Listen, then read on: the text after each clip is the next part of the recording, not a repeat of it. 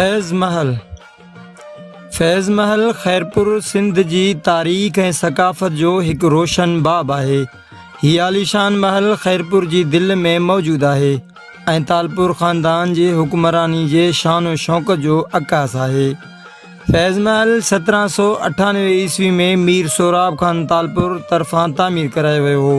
हीअ इमारत खैरपुर रियासत जे तालपुर बादशाहनि जी शाही महल कम्पलेक्स लाइ हिकु ख़ुदि मुख़्तियार दरबार जी हैसियत रखंदी हुई।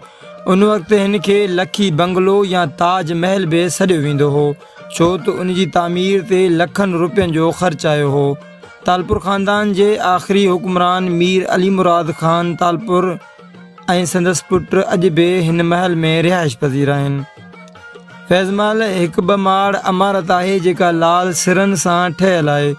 उन जो अॻियों हिसो हिंदुस्तान जे जयपुर शहर मां घुरायल रेतीली पथरनि सां सजायो वियो आहे, जंहिंजी चमक दमक अॼु बि बरक़रार आहे। महल जे अंदरि जदीद क़िस्म जो बहितरीन फर्नीचर मौजूदु आहे।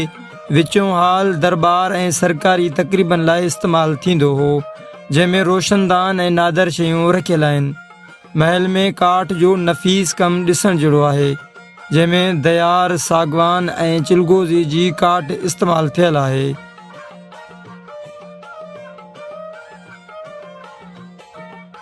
फैज़ महल खे ख़ासि तौर ते तालपुर हुक्मरान जी रिहाइश, दरबार ऐं सरकारी मामलनि खे हलाइण लाइ तामीर कयो वियो हो।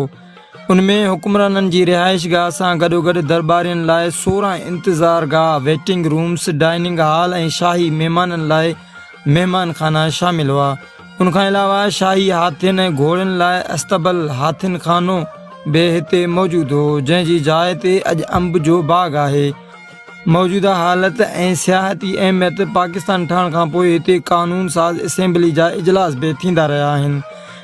अॼु बि फैज़ महल खे उन जी असल हालत में बरक़रार रखण जी कोशिश कई पई वञे, पर हुकूमत ऐं क़दीम आसारनि जे खाते जी अदम तवजा जे करे ही तारीख़ी विरसो कुझु हद ताईं ज़बून हाली जो शिकार आहे।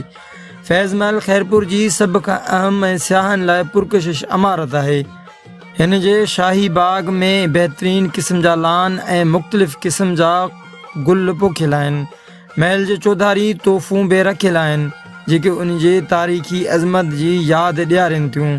हीउ महल पंहिंजी मुनफ़रद अदावत ऐं फ़न तामीर जी महारत सबबि अॼु बि सियाहनि खे पाण ॾांहुं छिके थो।